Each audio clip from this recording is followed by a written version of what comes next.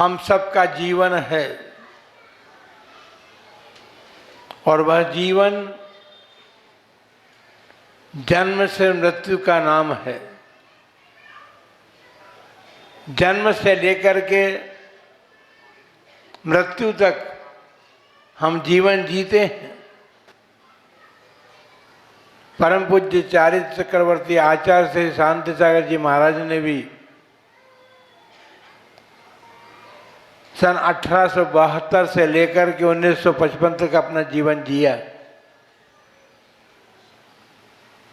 इस बीच एक पुराण बन गया।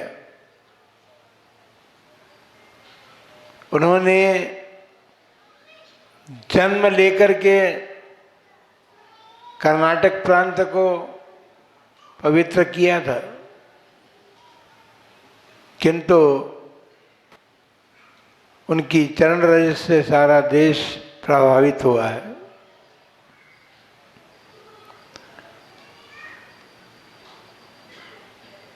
बुद्धम प्रसाद संसार कारणे पुनः ब्रह्म माणे ही भव जीवे ही निर्वाण सुमग्गो लब्धो तुम पसायण।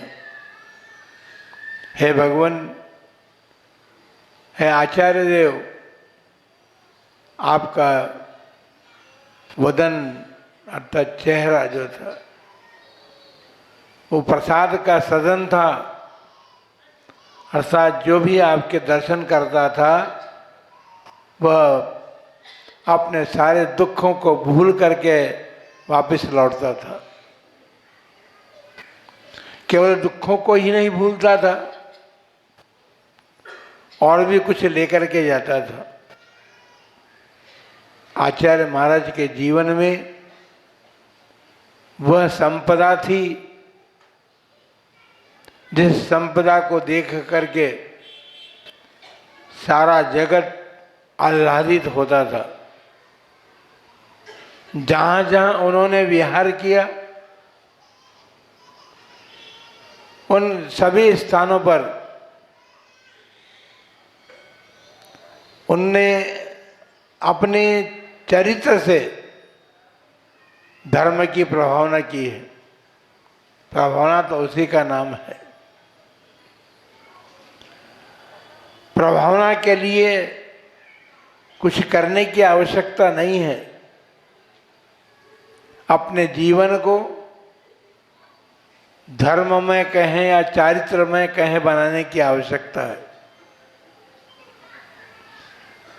जिन्होंने अपने जीवन में चारित्र धारण किया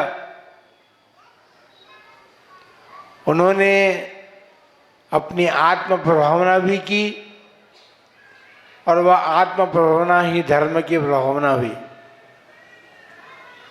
जितने भी तीर्थंकर भगवान हुए हमारे, भगवान ऋषभदेव धरती पर उत्पन्न हुए, पैदा हुए। अपन सोचें,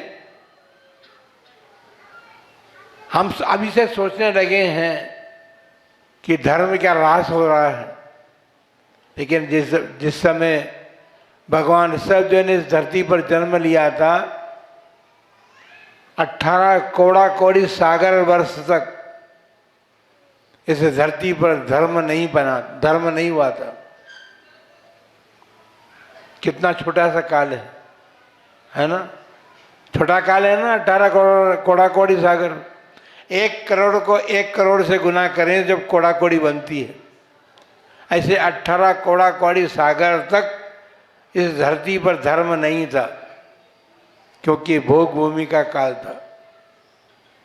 और भोग भूमि में भोगों की प्रधानता होती है, धर्म नहीं होता। ये बात अलग है कि वहाँ जन्म लेने वाले जीव जो हैं यहाँ से पुण्य कमा करके जाते हैं और वो पुण्य का फल प्राप्त करते हैं वहाँ पर जाकर। और पुण्य का फल वहाँ भोगों की प्रधानता में जीवन जीना है। कर्म भूमि का प्रारंभ जब हुआ, ऋषभदेव भगवान ने कर्मभूमि का प्रारंभ किया और वह कर्मभूमि का प्रारंभ जो है षट कर्म से प्रारंभ हुआ था। अस्सी मसी कृषि शिल्प विद्या और वाणिज्य सब वही तो कर रहे हैं। आप किसान कृषि खेती कर रहा है। अब मिसाइल का ज़माना आ गया है, तलवार का अस्सी का ज़माना नहीं रहा। पुराने ज़माने में अस्सी से खेती नहीं, अस्सी मसी ठीक है, युद्ध होता था। अस्सी से तलवार से युद्ध होता था। अब तो छुप छुप करके युद्ध किए जाते हैं। पता नहीं चलता कि कब कौन कब कहाँ कैसा युद्ध करने की बात करेगा कि नहीं करेगा, लेकिन रोज प्रतिदिन लोग मर रहे हैं। तो वो जमाना तो गया, अस्सी का जमाना नहीं रहा। अब तो मिसाइल्स का जमाना आ गया है। समय है और उसी जमाने में हम जी रहे हैं। उसका प्रभाव भी हम पर पड़ता जा रहा है और उस प्रभाव में आकर के हम इस बात को भूल जाते हैं कि हमने जन्म लिया है और हमारी भी मृत्यु होगी। इस जन्म से लेकर के मृत्यु के बीच में हमें कैसा जीवन जीना है, ये बात हम भूल जाते हैं। परम पूज्य आचार्य श्री शांति सागर जी महाराज इस बात को नहीं भूले थे। उन्होंने जन्म से लेकर के मृत्यु पर्यंत जीवन को भी धर्मप्राण बनाया, जीवन को भी मंगलमय बनाया और जिस मृत्यु से सारा संसार भयभीत रहता है उस मृत्यु का भी उन्होंने आलिंगन किया, उस मरण को भी उन्होंने मंगलमय बनाया। है मन में आप लोगों के आज जिनके उपकरणों का हम दर्शन कर रहे हैं, ये उपकरण इसी बात के प्रतीक हैं कि इन उपकरणों को धारण करके हम अपने जीवन का अवसान करें, जिस प्रकार आचार्य महाराज ने किया था। आचार्य शिव सागर जी महाराज उनकी परंपरा के द्वितीय पत्राधीश से वे कहा करते थे कि सारा संसार जो है अपना घर आड़े होकर के छोड़ता है, खड़े खड़े कौन निकलता। या तो घर में कोई कारण बन जाए तो घर से निकल जाता है व्यक्ति। लेकिन आचार्य महाराज का तो ये कहना था, उसका अभिप्राय ये था कि जो व्यक्ति अपने घर से खड़े होकर के निकलता है उसी का जीवन सार्थक होता है। आचार्य श्री बहुत छोटी सी उम्र से घर से निकलना चाहते थे, लेकिन कर्तव्य प्रेरणा दे रहा था कि अब माता पिता के वचनों का निर्वाह करना है, उनके बाद ही हमको धर्म धारण करना है, ऐसा उन्होंने कहा है। वे घर से उन माता पिता की समाधि करा करके मरण को मंगलमय बना करके, मरण को सार्थक बना करके वे अपने जीवन में जो कुछ उन्होंने धर्म प्राप्त किया था उस धर्म की आराधना के बल पर जो उन्होंने उपलब्धि की थी, उस उपलब्धि का प्रयोग उन्होंने माता पिता के समाधि के लिए किया। लेकिन आप सबका पुण्य है कि आप सबको आचार्य महाराज के जीवन में जो कार्य हुए उस कार्यों के श्रृंखला में एक जीर्णोद्धार था, चिनवाणी का उद्धार करना, जिन्होंने ताम्रपत्र पर अंकित करा करके उन्होंने जीर्णोद्धार किया। इसलिए आचार्य महाराज हम सब के लिए पूजनीय हुए। जो संस्कृति को अपना अवदान देते हैं वे ही सबका पूज्य बनता है, और यहां से चले जाने के बाद भी सारा संसार उन्हें याद करता है।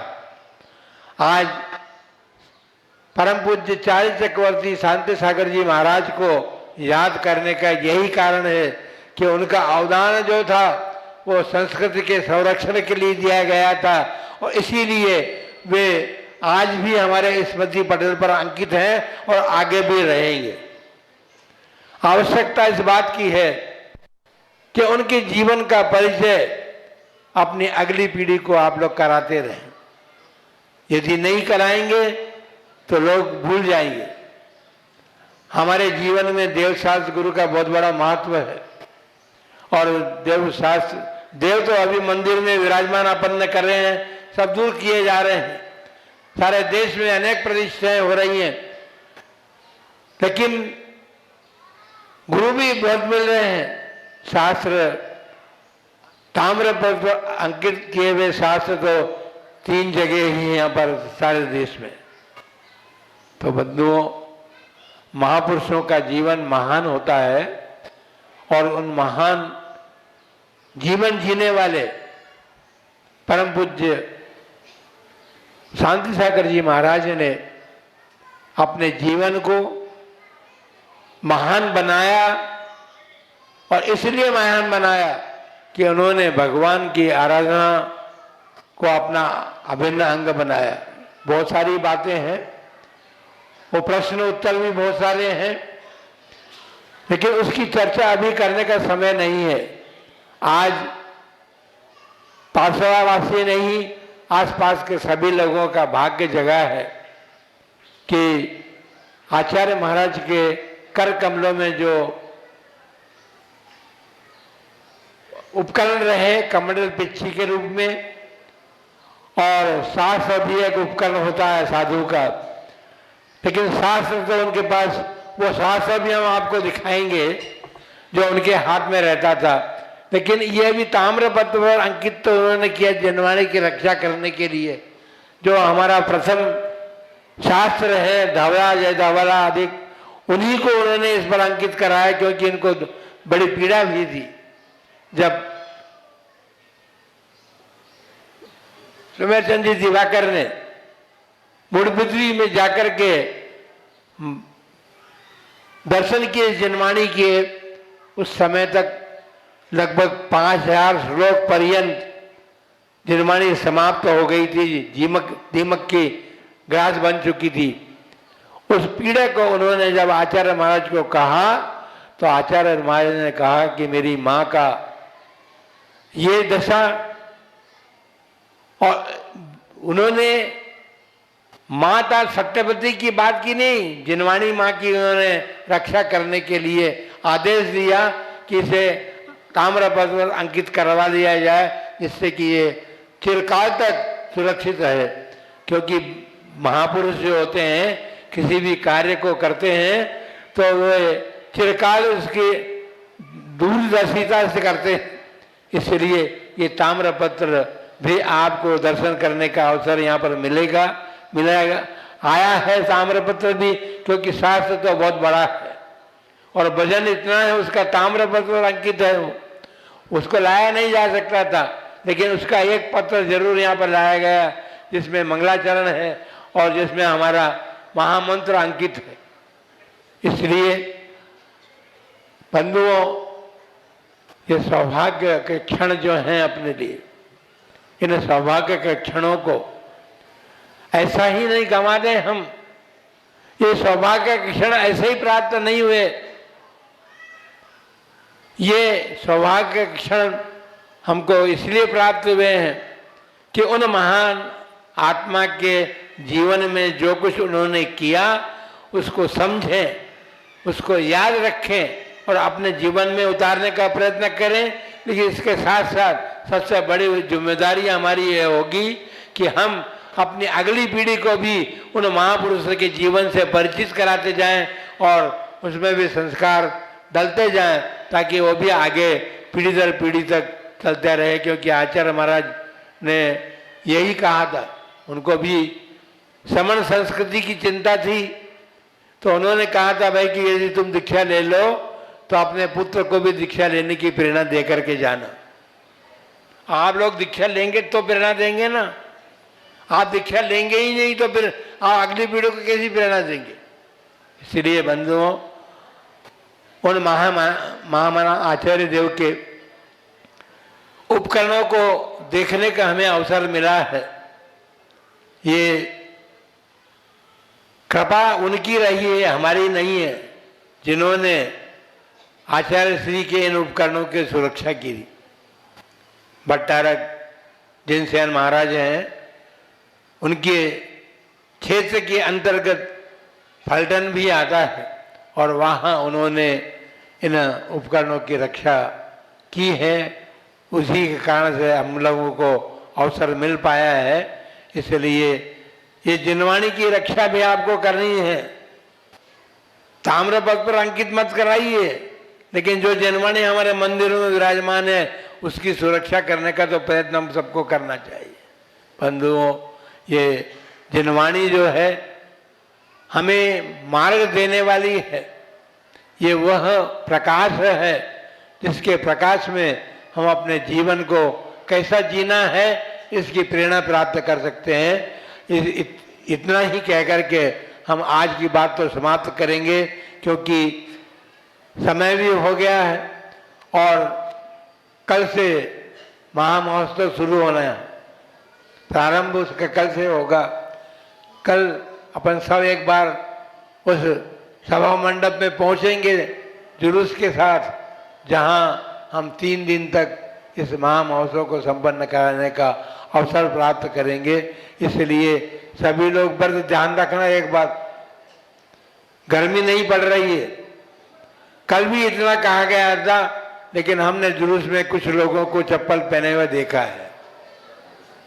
अरे गुरु के उपकरण आ रहे हैं, जिनवाणी आ रही है, और हम थोड़ी इतना सा भी त्याग नहीं कर सकते, ये बड़ी वो बात है।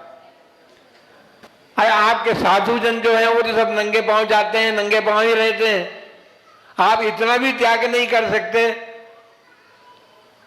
तो इतना त्याग तो कम से कम करना चाहिए कि कल के जुलूस में कोई भी चप्पल पहन करके नहीं आएगा। बाहर वालों को हमें भी, यहाँ पर जो बाहर वाले जो हैं या नहीं भी हैं तो उनको तो हम कह नहीं रहे हैं, लेकिन पाठशाला वालों पर तो हमारा अधिकार है। पाठशाला वासियों को तो हम कह सकते हैं कि सबको बिना चप्पल जूते के चलना है। और ये अवसर आपको प्राप्त हुआ है, आपका ये अवसर आपके जीवन को मंगल में बनाने में कारण बने। इन्हीं भावनाओं के साथ जय बोलो परम पूज्य चारित्र चक्रवर्ती प्रथमाचार्य श्री शांति सागर जी महाराज की।